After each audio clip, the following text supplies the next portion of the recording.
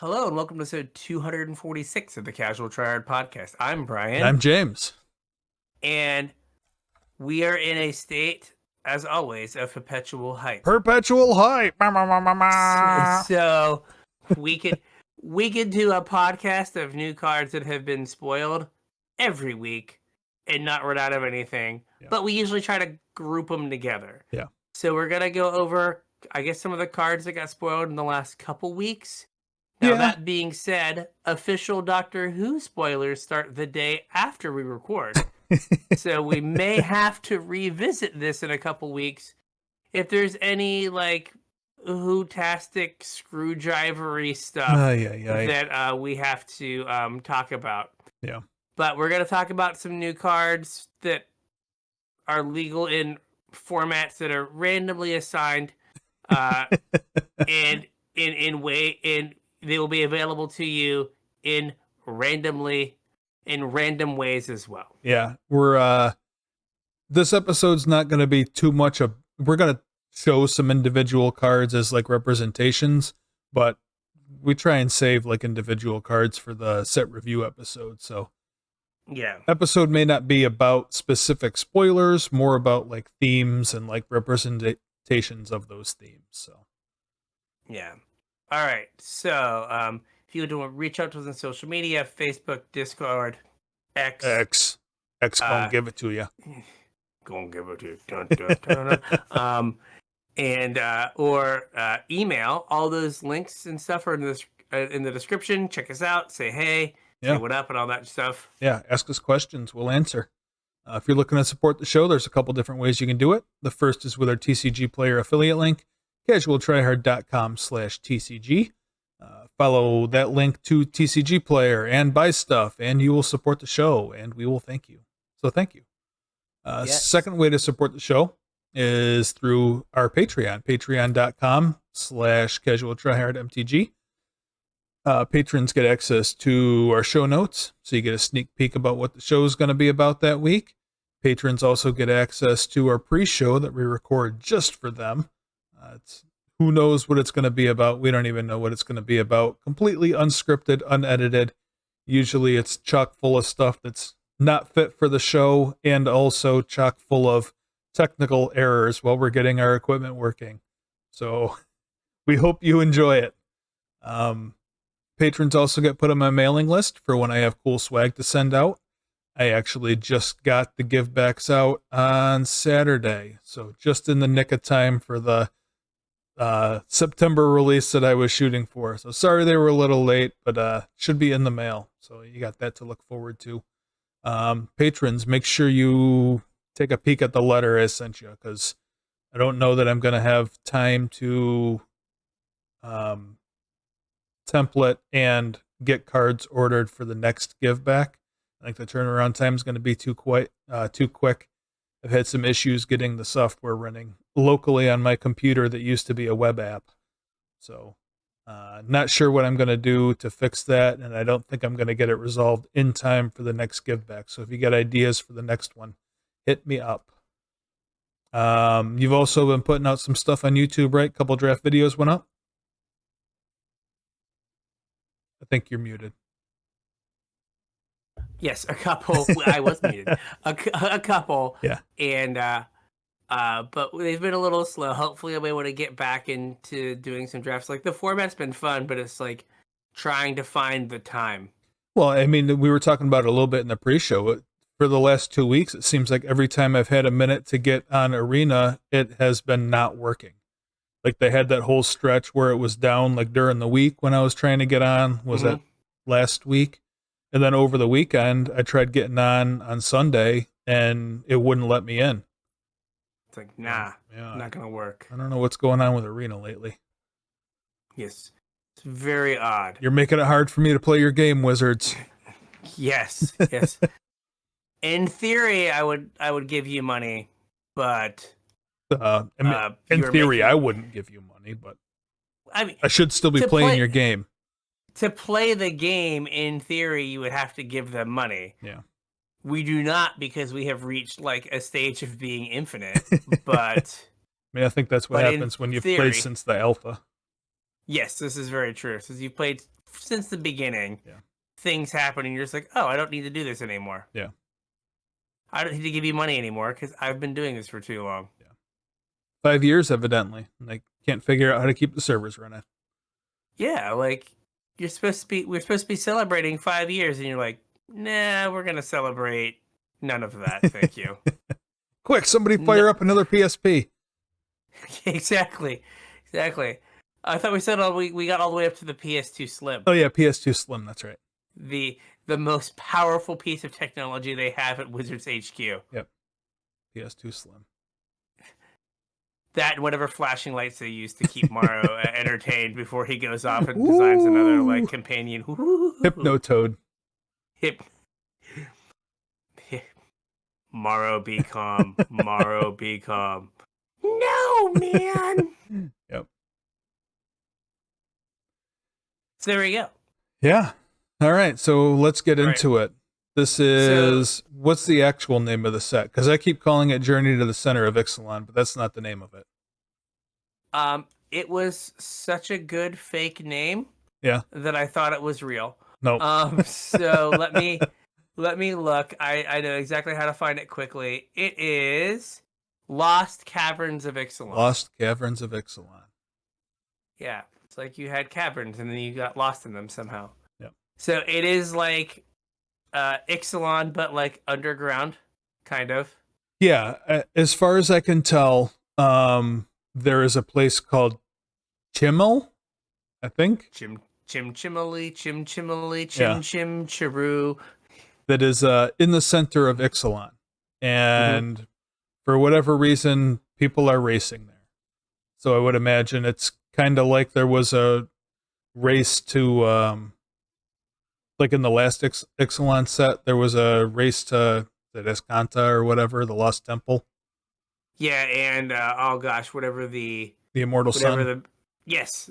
Yeah. Whatever the MacGuffin was. Yeah. So for whatever reason, I think we're racing to Chimmel. Don't know why yet. Main characters include Huatli and Sahili, who I think are no longer planeswalkers, right? I do believe so. And then Quintarius. Yes. That's the elephant planeswalker from Strixhaven. Yep. And Kellen, Oko's son. And he's bringing a mechanic with him from Eldraine. Oh yeah. He has an adventure. Oh, okay. His card literally he is white with a green adventure. Oh, all right. And I hadn't noticed that. Yeah, he's white with a green adventure, and that green adventure makes explore tokens. Oh, maybe I did see that. Yeah, whatever an explore token is. More game objects. More game objects. We need them. We want them. Can we have more of them? Yep. Game objects. And supposedly, going forward, we're only getting one planeswalker per set, right? Something like that, yeah. So that means Quintarius is our planeswalker for this set. Oh, he is? I mean, was listed as a main character for this set and is the only planeswalker of those that I just mentioned. I didn't realize Quintarius had ever been a planeswalker. Yeah, he sparked in the Strixhaven story. Oh, okay. Yep. I just remember him being like maybe it was War. War? Or Battle? Or I'm sorry, March. March. Yeah. Okay. Because like he was just like a dumb, like not super good limited card. Yeah. in Strixhaven. How do you know the story? Well, you see, if you're not a very good limited card, I assume you're a trash story member. So, yeah. And if you're a good limited card, you must be a good story member. But yeah, so we got all that happening, and then there we go. There's your lore episode. There's your lore chunk of stuff. Well, I mean, to be fair, like they haven't released any real lore for the upcoming set yet. And like they've changed the way that they do the stories and stuff. For the 50th time. Yeah, who knows anymore. What's kind of interesting is Huatley's card they spoiled, and it's a legendary creature on the front and a saga on the back. So kind of like the Praetors. Is this going to be, do we think this might be like the template for Desparked Planeswalkers going forward? Well, maybe, but like Ixalan had a bunch of transforming stuff. Oh, that's true. Right, so you had the lands that you meet a condition and they flip, Yeah. and then you had treasure map. Yeah. Meet a condition and it flips. Yeah. And so you like that might just kind of be a this thing because they also in this set have the gods that meet a condition and then flip. So they're like really leaning into flip cards because didn't they also have? Oh gosh, in both Ixalan sets, right? Ixalan and or is it only one? There was two. Rivals. Yeah, in Rivals. Because remember, there's like the we have Gaia's Cradle at home, the like enchantment that if you had 4 creatures, it flipped. Yeah. And then there was like the card's really expensive. It is because Gaia's Cradle at home is better than not having Gaia's Cradle in your commander deck. Right.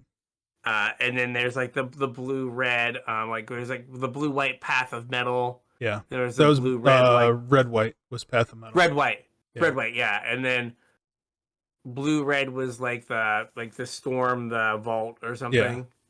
The one that cared about artifacts. Yeah. There was Tolarian Academy on the back, I think, wasn't it? I think, yeah. So like I think a lot of them are like, so that was like a theme of do a thing, like discover a place. Yeah. So I think that's what they're leading into. Okay. Because like Nissa, it just like has landfall. Right. And Nahiri just has like affinity. Yeah. So it's not like it's consistent as to what they get. Yeah, I just thought it was kind of strange that it's basically, although I don't think Huatley flips back like the Praetors did. I don't think it goes back and forth. I think it only goes one way. Okay. So I'm not sure about that. I just thought it was weird that it kind of matched the the template of the Praetors. Like if they were bringing that template back, maybe that was the direction they were going to go forward for like Desparked Walkers. Yeah. But what's interesting is Huatley has when all the Praetors were some condition, like something dies or you whatever. A condition had to be met and you paid mana. Okay. Huatley's is just pay mana. Yeah. So, and it's like what is this? Say a bad Wood Elves. Yeah. Yeah, and I guess you're right. It doesn't flip back. It just dies at the end of the saga. That's sad. Poor Huatley. The saga is written just like if it goes off, you win the game. I think. Yeah. Right. Dinosaurs you control gain double strike and trample until end of turn. Dinosaurs are pretty big. Yeah. Do you have dinosaurs? Doesn't it make dinosaurs too? Yes, it makes 2/3/3 dinosaurs. Yeah. But it's like flowchart. Do you have dinosaurs? Yes, win the game. Yeah. No. What were you thinking? Like those are like the two options. Get good, scrub. Yeah, get good, scrub. Like why don't you have dinosaurs right now? Yeah. So that's interesting that they're gonna have the flippy theme again, and Huatley seems like a fine card. Yep. So starting here, I have a visual presentation for you guys because I have cards to show you. For some reason, I decided to do this after I had already written the part about Huatley flipping back and forth, so I don't have that one before you. But next, we're going to talk about full art lands. This Ixalan is going to have full art lands. Mm-hmm. I don't know. They look kind of weird. They don't look like they should be in a base set. They look kind of closer to a secret lair to me. Yeah, someone described them as they look like a tourism poster. Oh, they definitely do. Yeah, I can see that. Right, like if you slap like visit Machu Picchu on top of the plains, Yeah. you'd be like, oh yeah, I'll totally go to Machu Picchu. Yeah, for sure. Right? Yeah, but they kind of have that vibe of like you're in like, or more realistically, you're watching an '80s movie and they go to a travel agency. Yeah. And they have the posters up. Yeah. My slides here are out of order. I apologize. We are a professional podcast that I've already forgotten to unmute myself during this episode. Yeah. So how dare you? How dare you? Let's see if I can run through these real quick so we can get caught up and look at the rest of them. Pay no attention to the man behind the curtain. Look away. Yeah. So I showed the planes. This one's the island. Mm-hmm. You had mentioned they look kind of like travel posters. I agree, they do. Something hanging up in an airport or something. Exactly. What I do kind of like about them is the mana symbols. I think like the line work mana symbols are really cool. Like that would be cool to have on a sleeve or something. Yeah, they do look they are very interesting. They're like, the artwork is very good. Yeah. It's just like this one in particular is like, I don't know, this should be a poster, not a basic land. Yeah. I know. I want my magic cards to look like magic cards phase. Yeah. Like these don't look like magic cards. You're right. They look more like a piece of art. Yeah. Like a lot of what they've been doing in Secret Lairs, where they kind of push the boundaries of what a magic card is, and I don't know. I know that we're getting like all these random showcase cards and stuff that we're going to talk about in a minute here, but it just seems like even the showcase cards usually look like a magic card. Mm-hmm. And this does not. No. So that's all I have to say about that. Looks like a magic card. It does not. Yeah. No, like, I think that something that we might run into is like, as the secret layers get pushed further and further from what a magic card is. Yeah. Does that move the Overton window of what a magic card is? Oh boy, probably. Right. Right. So like, hey, here's the One Ring that you could not read even if you wanted to. Yep. All right, cool. We're calling that a magic card. Yep. So you can kind of do whatever you want. As long as you can read it. As long as you can read it, it is an improvement. Yeah. Right. So are we going to get like a secret layer of magic cards printed on t-shirts? That way it's okay to have your magic cards printed on a shoe in your deck? On a shoe in your deck? Yeah. I don't. I mean, if there's a secret layer that like, here's some magic cards, but instead of being on cardstock, they're on t-shirts. So go ahead and play with those.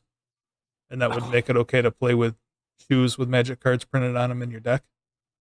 Oh, maybe. Did you see at the Magic Con Vegas, they had a match of tiny magic cards? Oh, first the big ones, yeah. Yeah. The smallest and the biggest. This is what we're moving to. Yeah. How hard was it for someone to get the like, were they like the prize? Yeah, the foam board cards? ones, yeah. How did they get those? They're insanely expensive. Yeah, like that's a lot of eBaying. Yeah. And making a lot of poor choices along the way. A lot of poor choices. Can you imagine trying to like bring that to Vegas with you? Yeah, like and like not having it get damaged. I hope that person was like local. Yeah. Like I hope or drove they, like, at least. Yeah. Like they lived in Southern California and they like put down the seats in their station wagon or something so like it would fit. Anyway, lands cool, but as we've talked about, if every set you print cool lands, then are you printing cool lands anymore? Yeah, who knows? That's right, gonna be a recurring theme here in a minute, I think. All right, so what's up next is like we have tons of showcase arts. Yeah. It looks like there's going to be 3 different showcase arts in this, or showcase treatments, I guess, in this set. This is kind of absurd. Some of them also have different set symbols. I hate it. Yeah, I don't understand what's happening anymore.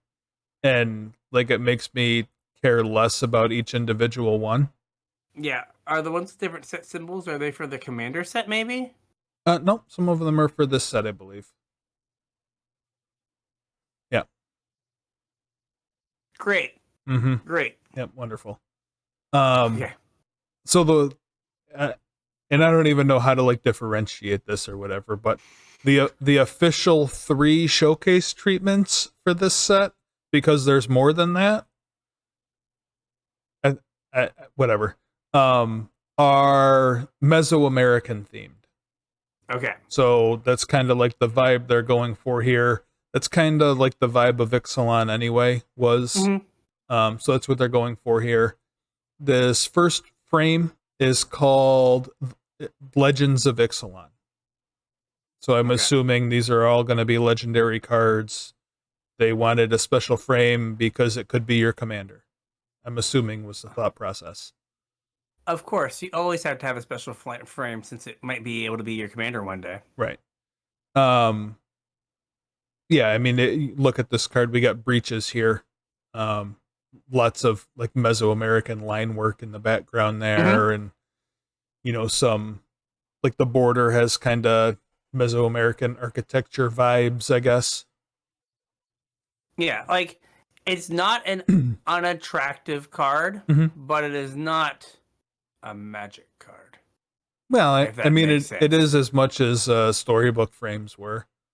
Like this is honestly kind of the least offensive of the bunch.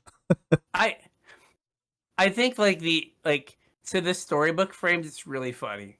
Like, I guess that was 6-7 years ago, Brian. Yeah. Was like, oh, these are really cool. I'm gonna try to get a bunch of them because like 4 years ago. Was it 4? It was 2019, wasn't it? Oh Jesus, I don't know. Does time mean anything anymore? It does not. Yeah. But it was like, oh, I gotta get these. They're gonna be super rare. They might be worth something in the future. They are worth nothing, and like there are 50 versions of every card now, so like nothing matters. Yep. Who cares? Okay, so we have this card. He seems fine. Yep. Again, this episode we're not super talking about like particular cards. We'll save that for the set review episode. Yes. This is just an example of the showcase of the art. Next up, we have what is called Borderless Old Tech. Okay. This like super reminds me of like the Nazca lines. Yes. Which I'm assuming is what they're going for here. Probably, yes. I don't think there was more than one of these. I think it was just this one that they showed. So I don't know if they're all going to be like exactly like this.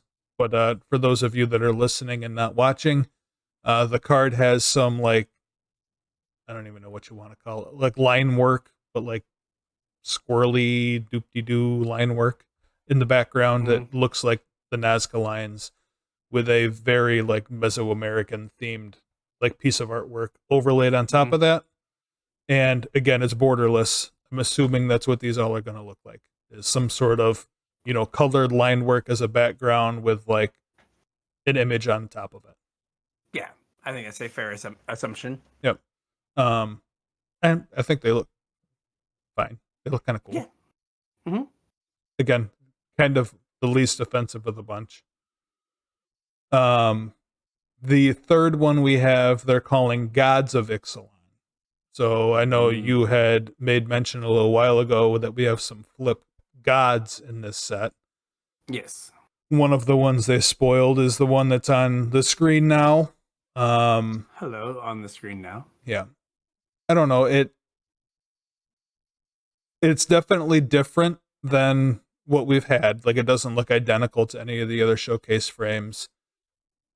And it also looks different from the Legends of Ixalan frame. But it also looks kind of the same as the Legends of Ixalan frame. And it also oddly looks kind of the same as the Kaldheim showcase frame. I was gonna say, like, it has a very similar like structure to the Amonkhet Invocations, where like you have like a Okay. building that's like symmetrical that had like a pillar Yeah. like around the piece of art. Yeah. Like not like color wise, but like just like the structure of the frame Mm-hmm. looks kind of similar. Yeah, I can But see yeah, that. it is definitely like the side of a building with like, you know, some sort of relief on it kind of deal. Yeah. Or something. So yeah, I mean, again, if you're into your magic cards not looking like magic cards, they've got you. Definitely. They're like, would you like to play this game with things that look like they're from Lorcana? Yeah. Or anything else. We're never going to get that Disney crossover now. Yeah. The other notable thing about this frame is, I don't know if all of the gods are like this, but this is a flip card that has a land on the back. Mm-hmm. Did you put the back on? We'll find out. I don't know if I did. Uh-oh. I don't think I did. Professional podcast. Yeah, professional podcaster. Sorry, guys. Yep, I definitely did not. But the land on the back is the map frame from the last Ixalan. So if you remember what that looks like, it's the same as that. Yeah. Which is weird because you have like a showcase variant on the front, but then it's just the map frame on the back. Like, why isn't the back showcase frame as well? Who knows?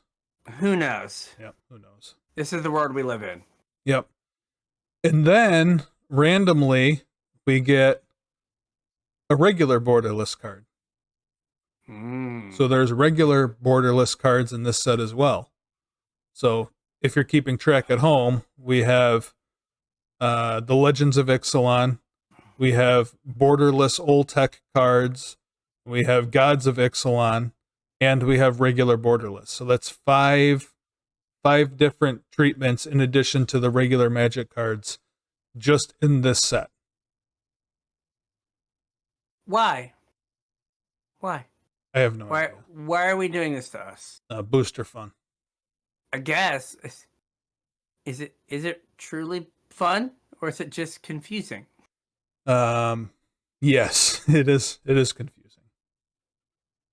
Where can I get these cards? Lord only knows. I'm assuming at some point they're going to have a breakdown because we've only kind of scratched the surface of this so far. I hope there's a breakdown somewhere because the Lord only knows where you can pull all these cards. Yeah. May I suggest our TCG player affiliate link and just buying them as singles. Yeah. So you are not opening packs and hoping to find instead them. of trying to crack them. Yeah. Definitely a smarter move. Seems better. Just saying. So after the borderless cards, we have yet another frame treatment. We are getting the Neon Ink cards back from Kamigawa. Because that's what we needed. We did. I was sitting around, I was like, you know what we don't have enough of? Neon Ink cards. Yep. Yeah, so I'm not sure. I'm assuming these Neon Ink cards are going to be like there's different versions just like there was for Kamigawa. I'm assuming some of them are going to be rarer than others just like Kamigawa, but they didn't explicitly state that in the article, so. Yeah. But if it is like that, Hedetsugu was the card that got the Neon Ink treatment in Kamigawa, and the rarest Hedetsugu is like $1,000. Is it still? Or something? Yes. Oh, okay. As of like a little while ago, like as of like the last week. Okay. And that card is stone unplayable in all formats and places. It is certainly not Cavern of Souls. Or the next card you're going to show, I assume. No, not quite. Oh, no. Not quite? We're almost there. We're almost there? Okay. So in addition to Neon Ink cards, we have box toppers. Every booster box will have a box topper, whether it's collector booster, set booster, draft booster. These are all borderless, like all of the box toppers have been. And these are all cards that are reprints that are not in this set. Okay. I'm fine with that. Like, that's whatever. Yeah. But then we also get box toppers of reprints that aren't as a box topper but are found in packs. So in set boosters and collector boosters, you get the same frame treatment as a box topper. We're showing a Lord of Atlantis here on screen. But Lord of Atlantis isn't in this set. It's a reprint as a box topper, but in the packs instead. I know that whenever we go through this stuff, yeah, it's always the same reaction from us. And I apologize, we don't have any new material of like, why are you doing this? Old men yell at like 50 different versions of cardboard. Yeah. But like, you can't have a deck that looks cohesive. Right. Because everything's just a million different things. Mm-hmm. Well, I mean, the chances of you finding 4 matching copies of a card are like astronomical. Yeah. Can't be done. Like, I wonder what the numbers are. Like, are there actually less, even though like they're printing more Magic cards overall, are they printing less of a singular variant because there's so many variants now? Maybe. That'd be a wild thing to comprehend. Like, there are just less of these now. Enjoy. Yeah. It's like, oh, I don't enjoy. Just stop. One thing to note is that even though these are reprints that are only found in set boosters, collector boosters, just like the list, this does not replace the list. This is in addition to the list. So you can still open list cards. Of course. Of course. I mean, clearly, like, why wouldn't you? Yep. There are also neon ink versions of the box toppers. Now this is where the money is going to be. Yep. Yep. So you can get a mana crypt with basically different color highlighting. Yep. And I don't know. card. I guess I didn't look to see, or it didn't say, like, this is one of the box topper cards. I don't believe this is one of the ones that you can get in the booster packs, because I think those were 2 separate, like, sheets. Yeah. I don't know if this was one of the ones you can get in a booster pack or if this was one of the box toppers. Nor I, good sir. But it comes in neon ink. Of course, yeah. This card's going to be absurdly expensive. Absurd. Yeah. If there is one that's like, if there's like 5 versions and it's like, 22, 22, 22, 22, 12. Yeah. The one that's 12 is just going to be like astronomical. Like, oh, there was a 12% chance of you getting this version of this mana crypt in the, like, infinitesimally small spot that it was in box toppers. It's just going to be like unbelievably expensive. Like, someone's going to be calling in Post Malone. Yo, Posty. Yo, Posty, what's up, my man? Yeah. Would you like another rare card to go with your other rare cards? You can hang them all around your neck. It's fine. Yep. Oh, who did that? Hunter Pence did that. Yeah. Yeah. So we have one more frame to talk about. Uno más. And these are the Jurassic Park cards. You flipped to it. My first was like, the Jeff Goldblum frame? Yeah, basically. Now, is this a secret lair? No. Or are these like in pack? These are like these the are Transformers cards? Yeah, so just like Transformers and Brothers War, and kind of like the Godzilla cards in Ikoria, there's Jurassic Park cards in these booster packs with a different set symbol. And the last ones that we looked at also had a different set symbol than the base set. Yeah. Okay. Yes. These are mechanically unique, not in this set, and they're in set boosters, collector boosters. I love me a good Jeff Goldblum. Yep. I'm not gonna lie. But there were people, I saw like at least one tweet and people like agreeing with it that, oh my god, I could have Jeff Goldblum as my commander. This is like where we are. I mean, if Jeff Goldblum is your commander, he can see what deck would he pilot? Can he? I mean, he can wield Glamdring, the foe hammer. Okay. From Lord of the Rings, right? Oh, sure.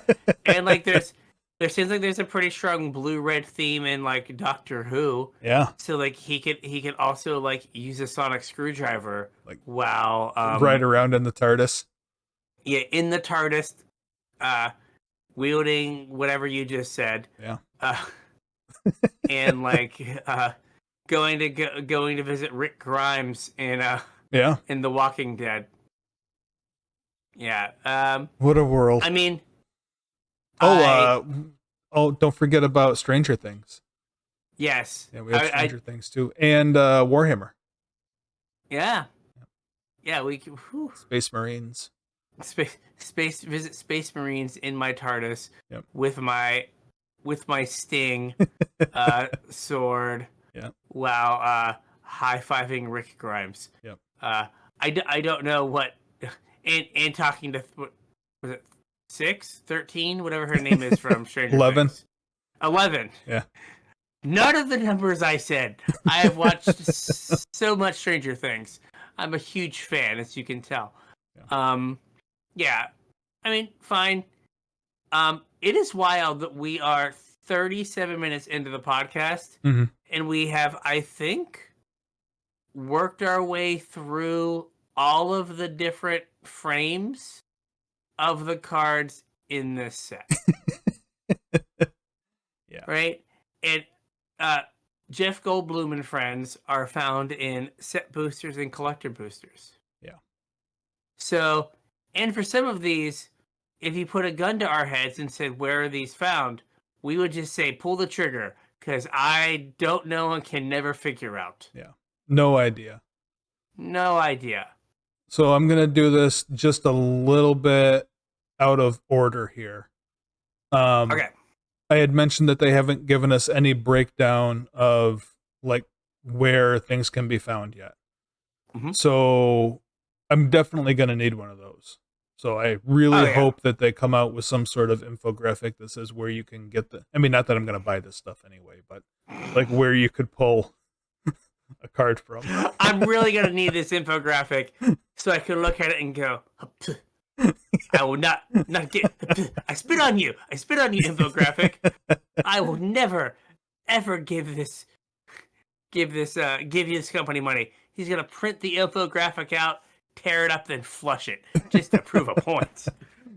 So, but my question though is, it sounds to me like you can buy a set booster of Journey to the Center of Ixalan, or whatever it's Lost Caverns of Ixalan, and pull a Jurassic Park card that's not in this set, a borderless box topper style card that's not in this set, a list card that's not in this set, and a Neon Ink card. Basically, all your rares could just be unplayable in standard, legacy, standard, pioneer, and modern. You could just open cards that are only legal in commander and legacy and vintage. Like, how close are we to opening up a booster pack with no cards? Like, if I bought a set booster of this, how close am I to opening up no cards of this set? And at that point, can you still call it a set booster? Well, I would assume that there would still be some random uncommons that would reach the criteria of being in the set. Yeah. So I don't know if we're fully to the point of like, right? Is Well, I it still a mean, set maybe some boost? of these could be uncommons. I don't know. I No one knows. Obviously. No one knows. Like there used to be a very they used to be very guarded about the like new player experience, Yeah. right? Like you open one of these packs and you're like hit with a Jeff Goldblum. Um, you're hit like you got a Jeff Goldblum, something that looks like it should be like in the like Mexican like Museum of Natural History, Yeah. and and you're like, what does a magic card look like? Because I have 15 things, and And they're all different. they're all different, right? Like these ones are shiny, these ones are not, these ones don't have borders, these ones do, these ones have neon art. Like you just get no consistency in what the product is. Yeah. I mean, So it's pretty plausible that you could open a collector booster with no magic cards in the normal frame. you could, like for sure. Yeah, like it's very weird that they went from this like very guarded, we like protect our our IP and what it is to be a magic card, to the point where like when they made small changes to the frame, Yeah. it was like a huge deal. Yeah. Right? And like you can like go through old magic cards and kind of mark like, oh, this is an old frame Right. artifact. This is like kind of that middle frame dark steel where it's like really light, and like how it like has changed over time. Mm-hmm. And like in the last like 4 or 5 years, right? Like someone could throw you a card and be like, what set's it from? And like if you didn't know the name, you'd be like, I have no idea what this is like tied to. Yeah. Right? This doesn't even, or what game is this from? Yeah, And you're that's a like, great question. you're like, oh, it looks like a Flesh and Blood card or a Lorcana card, or like it could be a Pokemon card, but this thing's not cute enough to be a Pokemon. So I'm really not sure what game it's from. Yeah. Right? Like, how is that a good thing for your game? Yeah. From where is this card from? I do not know. Could it be a Blue Eyes White Dragon? I don't know. It could be. I can't read the name. Well, that kind of leads me into where I think the discussion's going to end this episode. Okay. Little bit of a rant here. For as long as I've been playing Magic, like even back when I was a kid, there has always been kind of a discussion kind of equating opening booster packs to gambling. Yes. And there are some legal gray areas around booster packs and running tournaments and prize support and like all of that. Has been there since Magic's inception. I started playing like the year after Magic was invented, basically. If you would like something about prize support and weirdness, just Google GP Best Buy. GP Best Buy. Oh, you don't know about this? I don't think I do I? You might, maybe you don't. So this is years ago. There was a GP in Germany. Mm-hmm.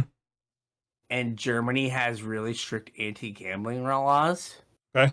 And they realized at the end of the event that they might not be able to legally give people prize money. So they basically went to a Best Buy and just bought electronics.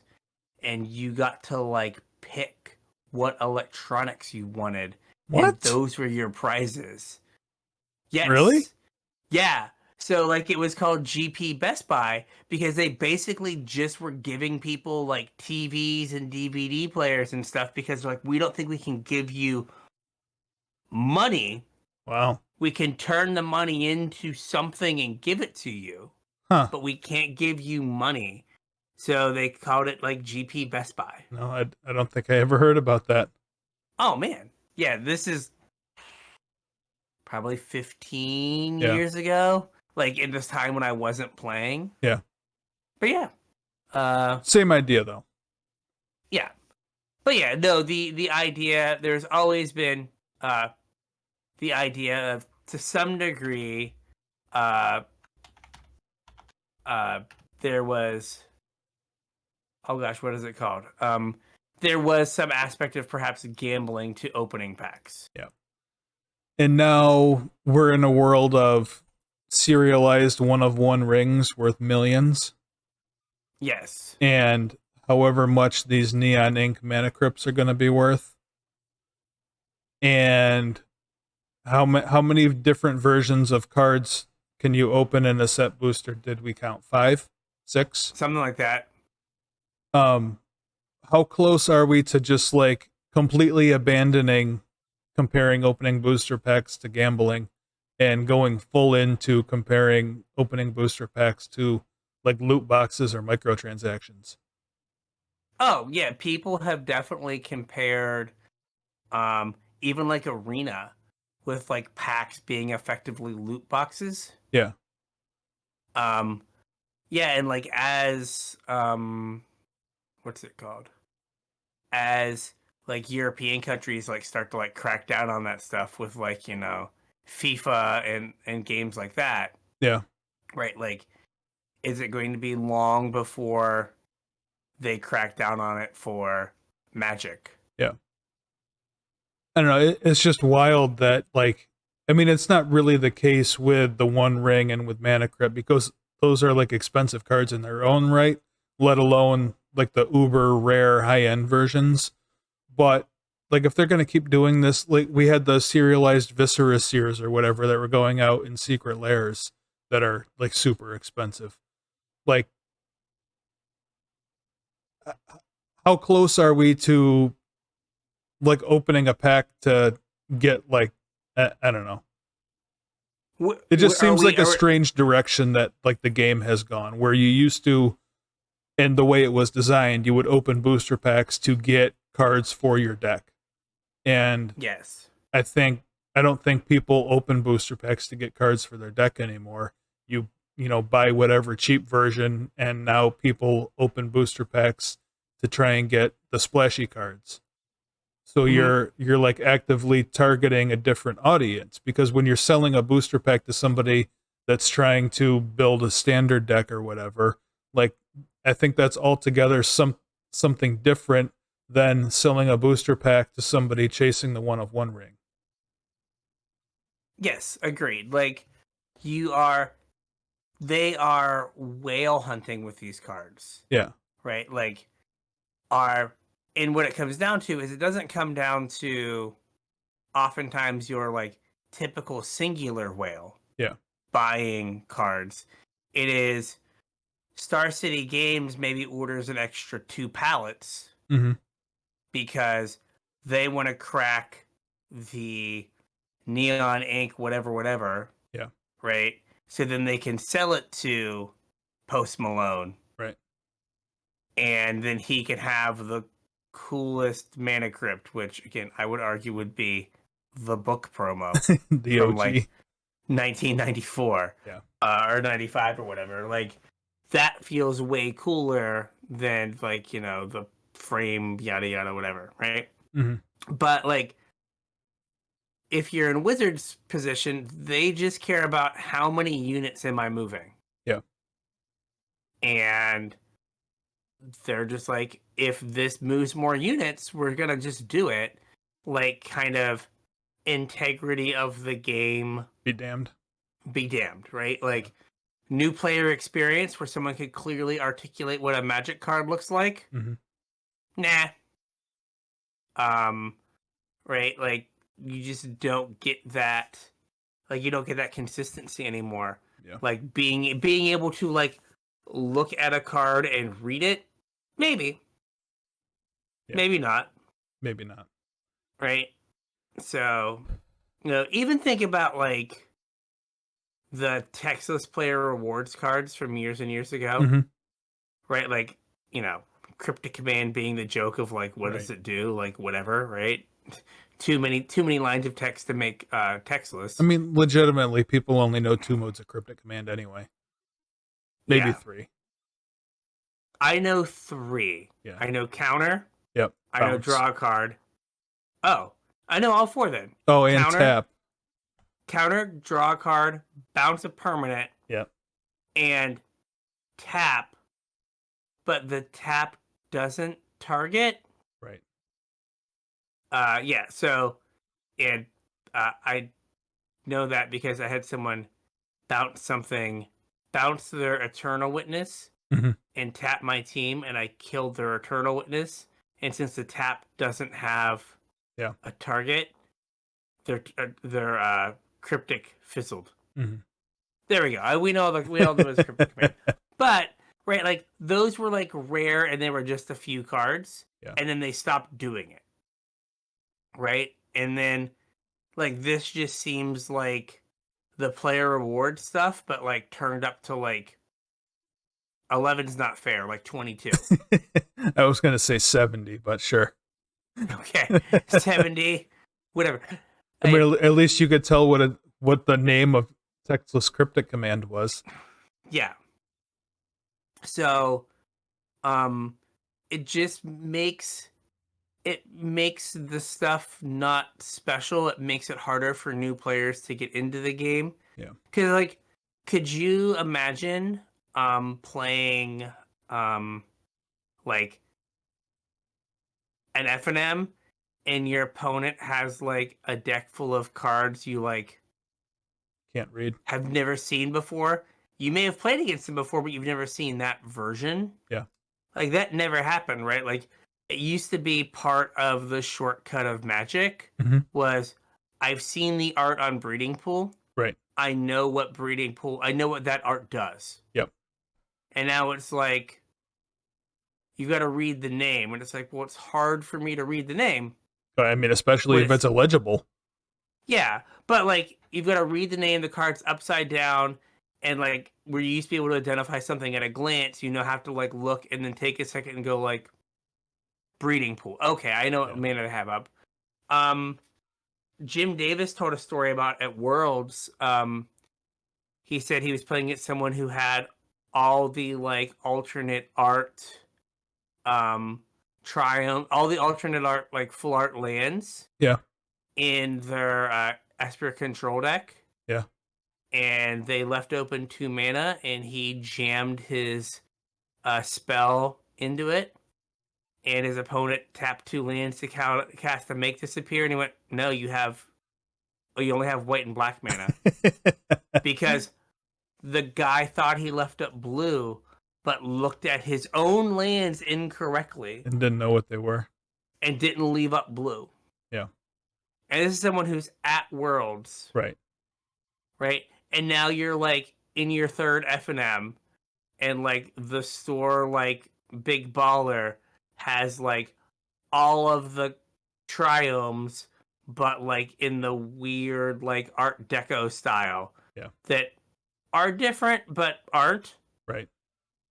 Right. And you're like, what are these? Like, right? Like, is that an experience that may push a player away? Absolutely. But I don't think they care anymore.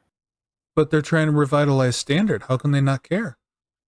I don't think they care about like. I think they care about player acquisition of people who have like, who make poor financial decisions and have large sums of disposable capital. Yeah. Right. Agreed. They don't care about 7-year-old James going to a store and like buying packs and being like, "Oh, this is cool." Yeah. Right. And then years later, developing a moderately successful podcast. Right. Where he refuses to support Wizards by buying anything. Yes. Right. As opposed to being like, "Hey, we want a bunch of people to have a ton of money." Yeah. And we don't care about like getting that 7-year-old to the end point of playing the game for 20 or 30 years. Right.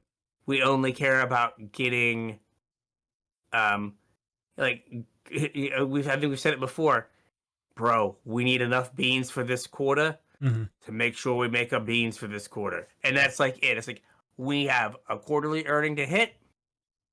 No one's no one no one buys like Monopoly anymore. Right. Um, no, Michael Bay hasn't made a Transformers movie in a while. Those aren't moving.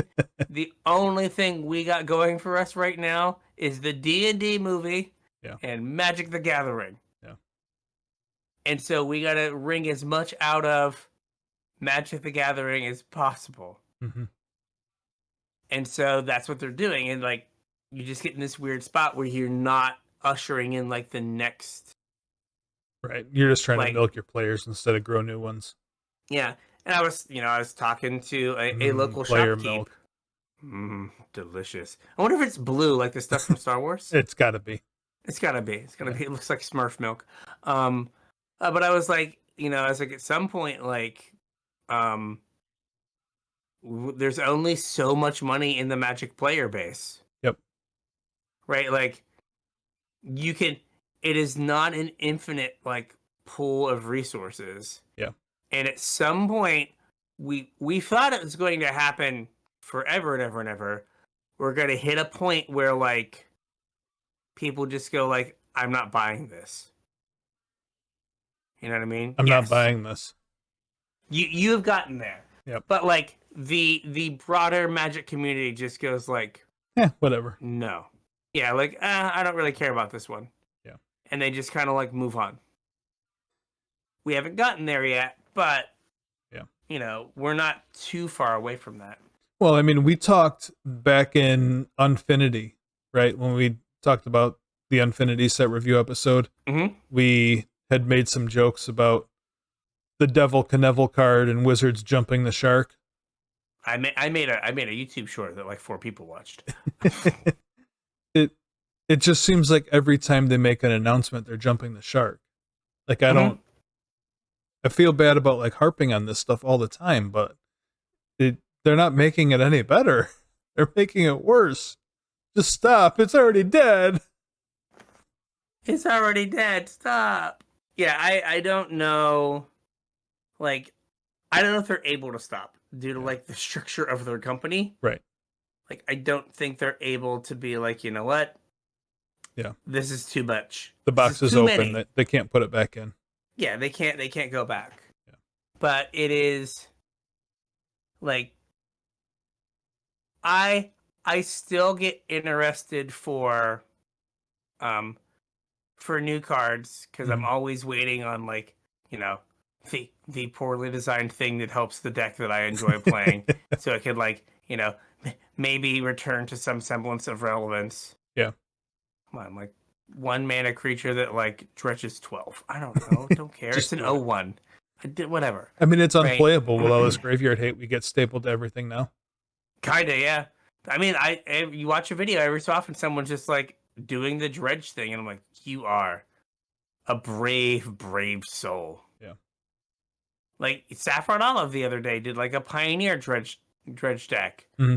Won like every game 1, and then just got smushed in games 2 and 3.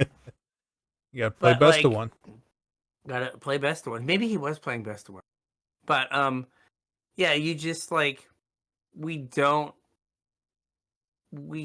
it's very different. And like we talked about before, you open a pack and you just lose money. That used to not like the delta between a pack and the value of the cards in the pack used to not be as big. Yeah. Right? Like a pack was $3 instead of $4. And the average pack probably netted you $1 or $1.50. Yeah. Yeah. I mean, now you can open a pack and it be absolutely worthless. Yeah. Like it's like, just open a pack and put it in the garbage can. Yeah. But right. Yeah. Now you spend $4 on a pack and get 50 cents. Maybe if you're lucky. Yeah. And there's like mythics that are like 40 cents. Yeah. You're like, oh, sweet, I opened a mythic. Oh, it's not worth anything. But if I would have opened the like foil inverted neon dinosaur version, I would have like made a killing, but Right. I just opened the regular one, and it's like, oh, like, cool. I'm glad that the foil inverted neon dinosaur version, I guess, exists for someone, but like, you know, it makes it. On one hand, it's good for I don't own the cards and I'm going to buy singles. Yeah. It's bad for I have to open the packs. Right. Right? And so That's kind of people don't open counterintuitive packs. to booster fun, isn't it? Yeah, it's like it is not fun to open booster. Maybe the people at Star City Games just love opening tens of thousands of packs. There you go. It's booster Maybe fun it's- for that guy cracking a pallet in Virginia. Yeah. The guy who like has like one of those wrist braces on. Yeah. Because he's got to like open 1 million packs. Yeah, It's wrist just brace on each arm with the tape and a guy holding his wrists up. Exactly. The helper. Like, we got to keep you healthy, man. Like you're the fastest pack opener on this side of the Mississippi. You just gotta go. Oh, could we make a machine that automatically opened packs? I'm sure. Like, is there a market for this? Just I don't know. Maybe. Just rent it to Star City. Yeah, make it feed right into their card sorter. Yeah, just shoot it right into the card sorter. It just rips open the thing. Yeah. Don't even have to involve a person. Actually, it'd probably be easier to make that than it would be to make a card sorter. Probably, yeah. Like, people have already taken care of that. Like, Yeah. we just need something that like Opens packs. like opens packs. Like, doesn't just damage feed it the boxes. cards. If you could just set a box, like make it like where you just stack the packs in and they just like shoot. Yep. There we go. We have a hundreds of dollars idea. That's exactly what I was going to say. Well, I was going to say thousands of dollars idea, but it probably cost 10 grand to make one. So Exactly. And you could sell exactly one to Star City. Right. And exactly one to Card Kingdom. Yep. And then he would have saturated the market. Congratulations. Congratulations. This is an item that you will use like 7 times a year. Yep. Well, for now. 14 times a year come this time next year. Yeah. All right. So with all of that, I think we got a show. I think we got a show. So if you want to reach out to us on social media, Facebook, Discord, X, email, all those links are in the description. I mean, if you have like, a back of a napkin schematic of our pack opener, send it our way. Yes. We will be sure to give you all the credit as we make our hundreds of dollars. Yeah, send it on over. If you want to do something better with your money, you can help to support the show. One of 2 ways. First is with our TCG Player affiliate link, CasualTryHard.com/TCG. Follow that link on over to TCG Player. Anything you purchase will help to support the show. We would really appreciate it. If you want to support us more directly, you can do so at patreon.com/CasualTryHardMTG. Chip a couple bucks in, however much you feel like we're worth, and you get access to all the Patreon perks, our show notes, our pre-show, and my mailing list for swag. If any of that sounds good to you, or if you just want to support the show, we would really appreciate it. Like I said, patreon.com/CasualTryHardMTG. Yes. All right. So with that, we'll catch you on the internet. We'll catch you on the internet.